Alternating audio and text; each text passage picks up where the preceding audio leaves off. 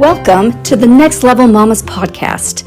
I'm here to help encourage and empower you to create a life you love as you head toward your own next level. Let's go. Hey guys, welcome back to Next Level Mamas podcast. This week, we are taking a little bit of a detour. We were talking about goals. Hopefully you are still setting up some goals of things that you want for your future. But right now, it's come to my attention that some people might be stressed about the holidays. So we're going to just tackle that big fat elephant in the room right now because 'tis the season. Now, this came up first in my Next Level Mamas Facebook group messenger text.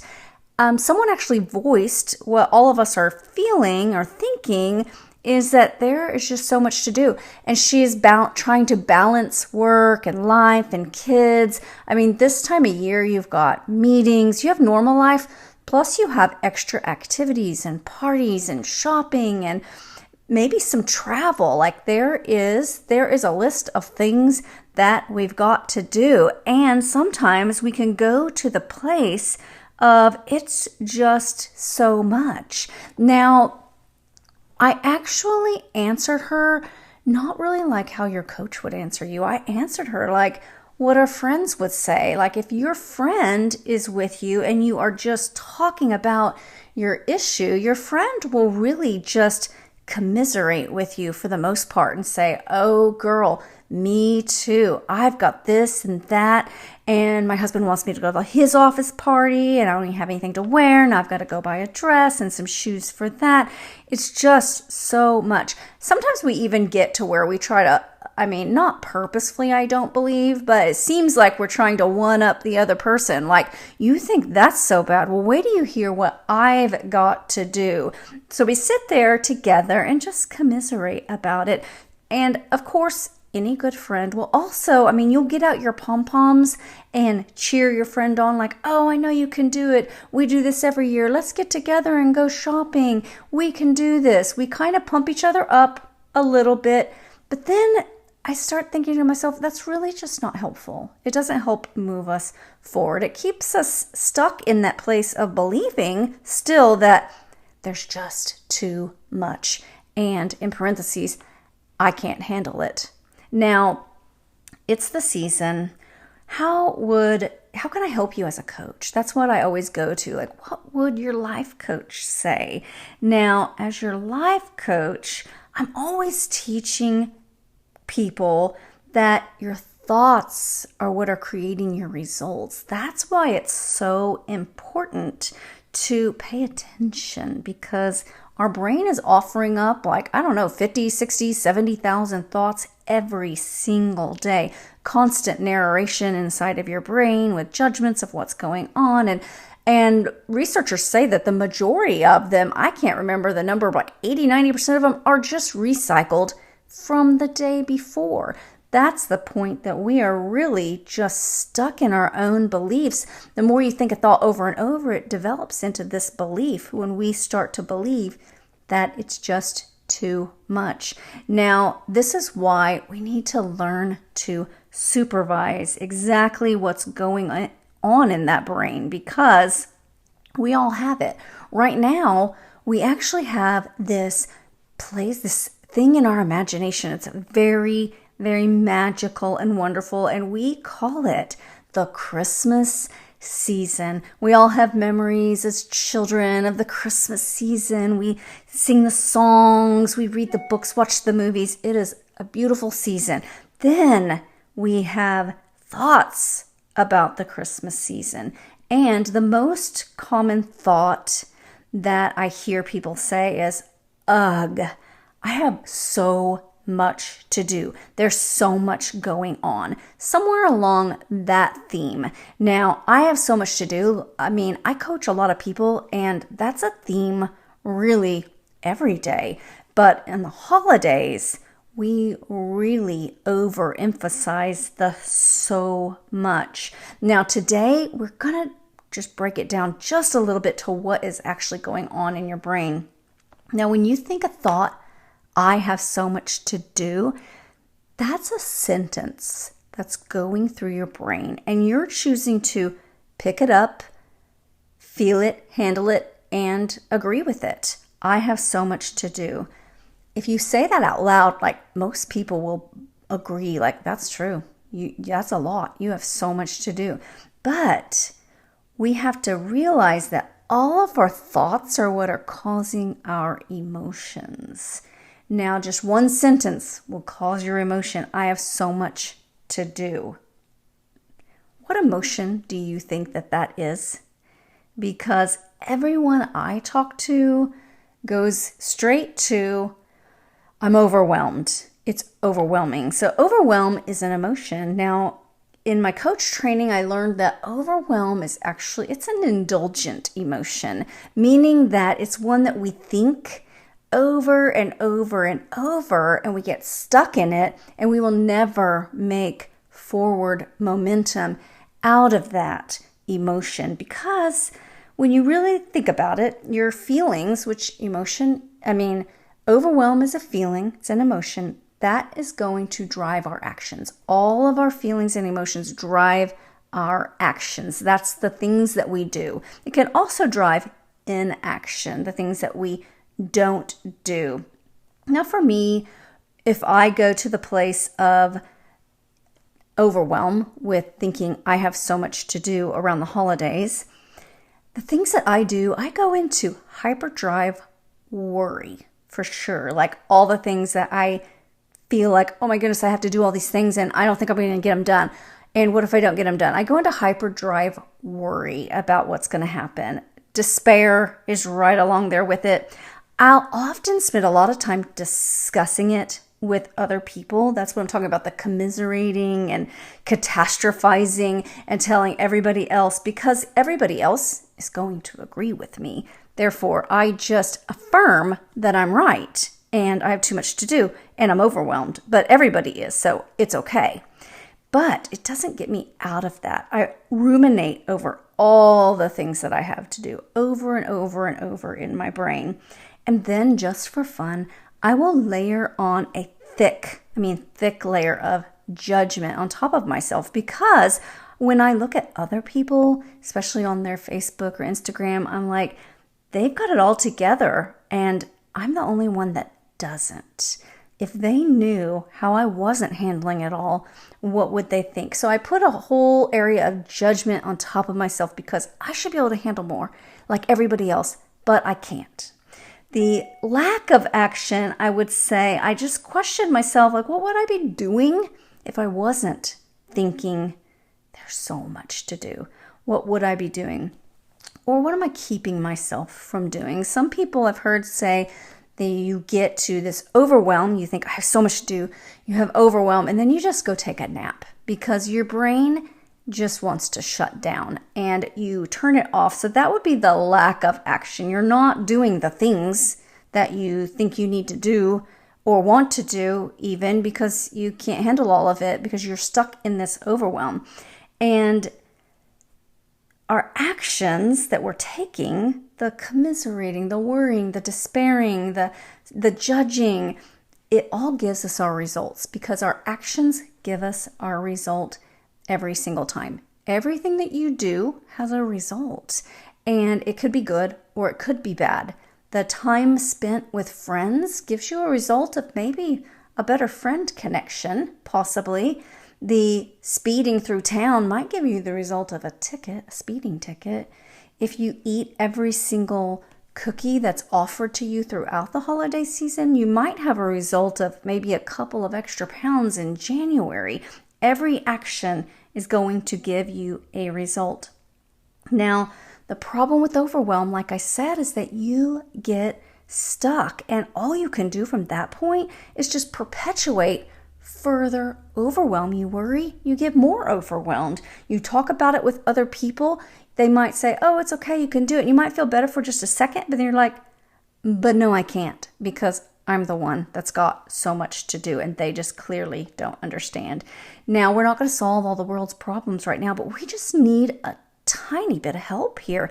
Just like if you were stuck in the mud and you you can always, I've never tried this, but I've seen it done. If you're stuck in the mud and you can't get out and your tires are spinning, which is kind of what's going on in your brain, if you put a plank of wood or maybe a cardboard box under your front wheels, you can gun it and you can get a little bit of traction to pull you out of the mud. That's what we need. We need just a tiny bit of traction to move on past this, to get us out of the overwhelm. Now, we have to consider that even the words that we're saying inside of our head, you don't even have to speak it out loud. It's going to trigger that emotion of overwhelm, or any emotion. Whatever you're thinking is going to trigger an emotion, but I have so much to do is going to automatically take me straight to overwhelm every single time. Now, it really starts with, you got to get everything out of your brain. This is what journaling is so great about, but this is especially important with this list of to-dos, because you have all these things in your head, and you might have a list here and a list there and a list there, like it's all over paper maybe, but all over the place, scattered. If you can make a list of every single thing that is in this I've got so much to do list inside your brain, and put it on paper. When you have it in black and white in front of you, or maybe like me, it's purple or pink and white on the paper, when you have it there, you can start to get some mental clarity. And this includes everything. This includes buying your Scotch tape and your wrapping paper. It includes going to the mall to buy that dress that you tried on last week that you decided you would still look around because it was too expensive. But now you've decided, I can't find anything else. I've got to go back to the mall. Put the mall on your list. Then every present you need to buy for everybody, every outing you want to do, if you want to bake cookies with your children, if you want to watch Christmas movies with your children, all the traditions that you have that you want to keep, but put everything on the list. These are the things we're doing. We're going Christmas caroling. The kids have a school play. My husband has an office party. Put all the things out on paper. The first thing you're going to do is you're going to take all those things, and we're going to look at that paper. So you have that paper, maybe you have like 50 things on your list. I don't know, maybe you have 1,000. You have a list. You have options of things that you can choose to tell yourself about that list. And this is the very first little pinprick of the balloon that's going to let just a little bit of the air out. Just a little bit of the drama is going to be deflated. We're going to change from, I have so much to do, to looking at that list and maybe telling ourselves, I have things I really would like to do. That's just a little bit calmer than I have so much to do. No, I have things I would like to do. We just need a little bit of the weight off just as we get started. Then we want to ask our brain some really good questions. Your brain's number one job is to go find answers to all your questions. That's why we got to ask some good questions. Now, questions I like to ask are, what is in my control? What part of this holiday season, what is in my control? And then if I wasn't sitting back thinking that I had so much to do and this is so hard or this is impossible, if I wasn't thinking all those things, what would I be doing? And then I like to think, well, in the end, how is this going to work out just fine? How is it all going to work out just fine? And then maybe do some journaling about it working out fine. Then you might even ask, what would my family say is important to them? Because oftentimes we think that the kids need all these things and really they want to, as a really small child, you remember how they just wanted to play with the cardboard box? And we made it a huge thing with all the wrapping and the bow and the paper and the present, and they just wanted the box. Sometimes we have in our head this imagination of what Christmas should be like to make it perfect for our family and our kids, and then that's really not what's important to them. I think that just asking people, you might be able to knock off half your list right there. The kids might go, I really didn't want to watch that Christmas movie. I didn't really want to go ice skating. All the things that you think were perfect before for last Christmas that you want to repeat, some people might not want to repeat, and you can just take that off your list. So asking your family what's important to them is actually a pro tip right there. Now, we want to take the drama down just a notch or two. We are going to look at everything on our list. We are going to separate out have tos and want tos. Now, if I have a list of things that I feel like I have to do, I have to go to the mall, remember, to buy that dress. I have to go get groceries because we have nothing left at home. The fridge is empty. I have to go to the school play. I have to go to the office party. I have to take the kids to school. I have to pick the kids up from school. All of these things are going to be on my list. Now, this is only, you remember there's 1,000 on here. I'm just listing 5, but we're going to look at these 5 and see, is it have to or is it want to? That is the question, because you absolutely don't have to do anything. Nobody can physically shove you in the car and drive you to the mall and make you buy that dress. Nobody is putting you in your car to drive you anywhere. Nobody's forcing you to go to the grocery store. I don't have to go to the mall, but I really want to go to the mall. I want to go to the mall because I found that perfect dress that I wish I would have bought when I first tried it on, and I can't find anything that's better. And the perfect shoes are right with it. I want to go to the mall. I don't have to go get groceries, but I want to go to the store. I could go through the drive-thru and get food. That's an option. I could have food delivered also, or go do just a grocery pickup. I could make it easier on myself, but I want to get groceries because I want to have my food available that's healthy to eat. I want to feed my family dinner. I want to cook for my family, like choose. I want to go to the grocery store. I have to go to the school play. I want to go to the school play. You don't have to go to every kid's school performance play. Like, you don't have to. There are actually, shockingly, there are parents that don't go to the school play. There are parents that don't want to go to the school play. That's okay. Sometimes parents, you might have to work at the same time that they're having the school play. Some parent might be trying to wrap up all their business at work so they can take off the rest of the 2 weeks, and the school play is at an inconvenient time for all their business meetings. You don't have to go to the school play. So telling yourself you have to is just not helpful, but telling yourself, I want to, and then listing your reasons why, it's very helpful. I want to go to the school play because I want to see my kids perform. I've taken them to all the practices. I've helped them rehearse their lines. I want to see the play live in person. I want to be there when they get off stage and to hug them and tell them they did a great job. I want to take some photographs for memories. I want to go to that school play. I have an office party to go to. I've got to go to my husband's office party. You don't have to go to your husband's office party, but you might want to go to your husband's office party. You might not want to go because you want to spend time with the kids, and that could be a choice. Or you might want to go to get away from the kids and to actually dress up and to look nice for your husband and to go to please him, for once in your life. That's a personal one for me. Now, going to the office party, you just might want a night out as a date night. That might help you in your relationship goal. So choosing that I want to go to the office party is a lot better feeling. I have to take the kids to school.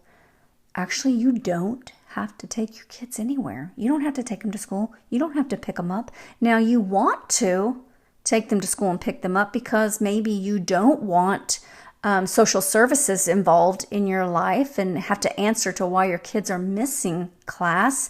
You might, because you want your kids to succeed. You want them to pass the grade that they're in. You want them to have an education. There's lots of reasons that you want to take your kids to school. Now, you have this list of all these things and you're choosing that you want to do them. And you can mark some off that you don't want to do. You don't want to do all the things. You can mark them off. You can get with your family and decide on things as a family you don't want to do. And keep on the things that you really want to do and your reasons you want them. Now, before you put those on your calendar, I would offer that put yourself first. If you are taking care of yourself with your self-care, then you have the energy and the love overflowing to give to all the other people. But if you're not taking care of yourself, you can't take care of anyone else. Therefore, put on your self-care on your calendar first. For me, it's time with my dog, lots of dog hugs. For me, it's exercise, feeding my body healthy food, getting plenty of sleep. Those are things that are on my self-care. So I will plug those things in my calendar. I know my appointments that I'm going to be at the gym. I know what time I'm going to put myself to bed. I know when I'm going to take time to play with my dog. I know that I'm going to have my food from the store because I want to go to the grocery store and I've already bought it. Self-care, put it on your calendar first. And listen to the story that you tell yourself about everything, because everything going on in our brains is just a story. We're narrating all the things going on.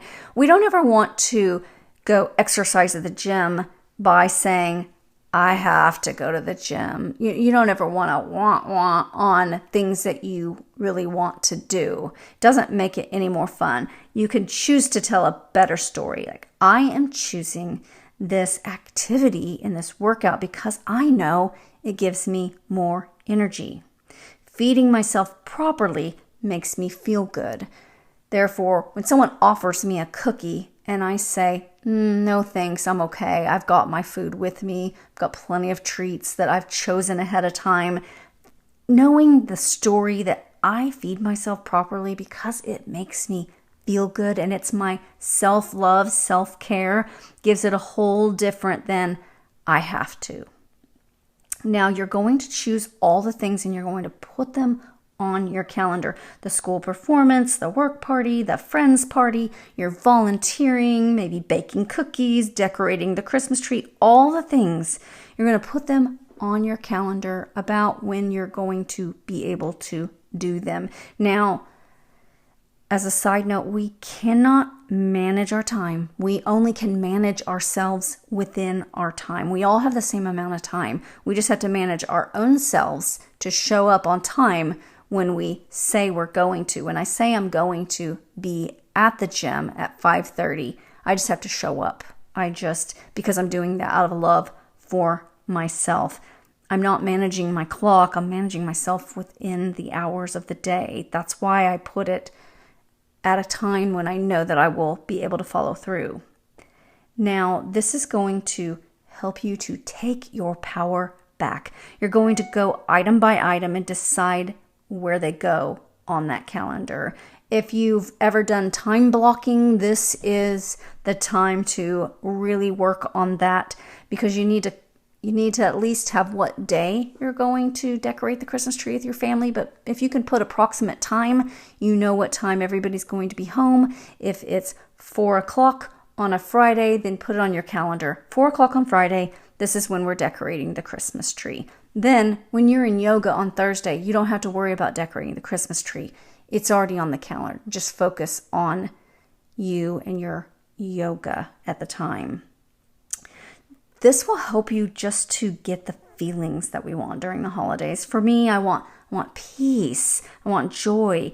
And it will help you to live your life on purpose when you know every single thing that you're doing during the day. This takes practice. Nothing's going to be perfect at first, but getting all your things on your calendar will set you up for success. Now, we're going to begin simple.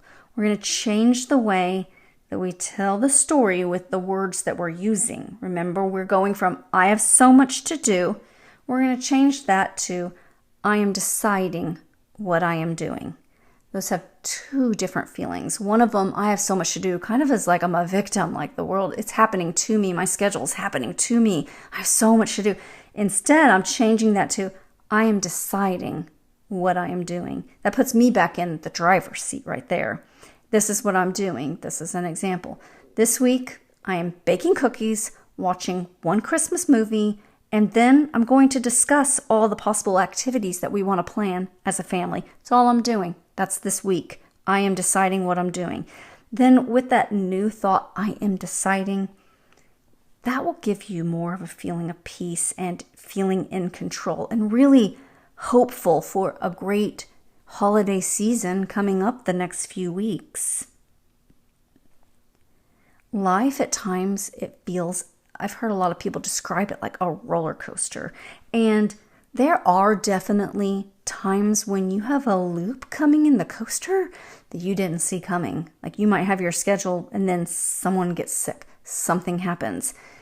You can't always predict that. You don't see it coming, but if you're in that driver's seat and you keep your grip on the wheel, when it comes out of that loop on the roller coaster, you're going to be better able to course correct it back onto the straight track. You'll always have another loop coming, but if you have a tight grip and you're in control, then you will be able to guide it back where you need it to be. Now, I hope that this was helpful. Once again, I am putting some journal prompts on my website, nextlevelmamas.com/podcast, and you'll find that this is episode 6. There are 6 episodes. You can download all the PDFs. They're still on there. And it'll give you some journal prompts to really go through this, because listening to it and hearing it that's not change. You want to take information and you want to actually change your life with it. You want to implement it. It does no good to sit around and read or listen to 10 books if you don't take anything away from them and actually use it to change your life. Then you've done nothing but read maybe 1,000 pages. It doesn't change you just by reading it. It changes you by applying it. Therefore, I encourage you to do the extra work. That's my coach pep talk right there. And if you are not part of my small group, Next Level Mamas, we're on Facebook. It's a small group. You have to ask to join on that one.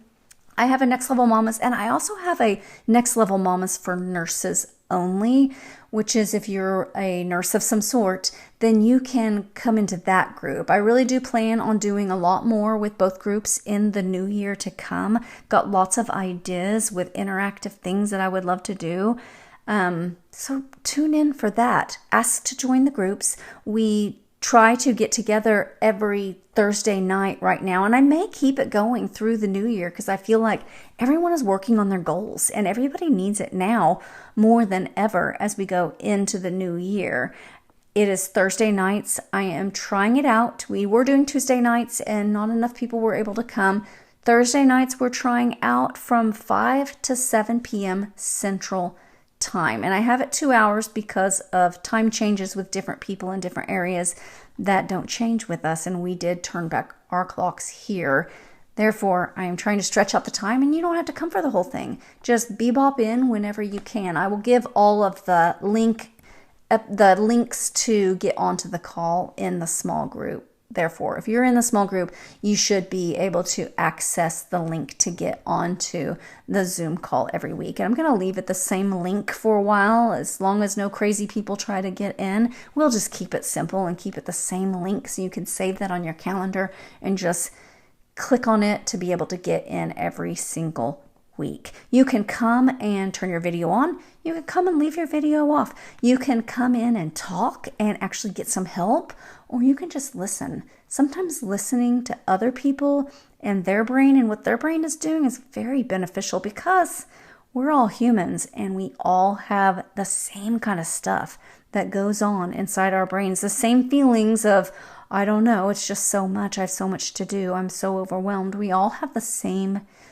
stuff going on. Just go ahead and come on in and join us. We're actually doing it tonight, which the podcast is going to air tomorrow. So you'll have to catch us next Thursday night. But it's always a great time. There's always lots of good insight. Now, I will let you guys go. Thank you so much for joining me today. And let me know, send me a message how this is affecting you. And if you have any trouble getting those PDF downloads, I would love to help you get those. Thank you guys. Have a great day. Thank you for listening to this episode of Next Level Mamas, where we are out to win the level we are in and move into our own next level. For more information on coaching with me, please visit nextlevelmamas.com/create your life. See you next week.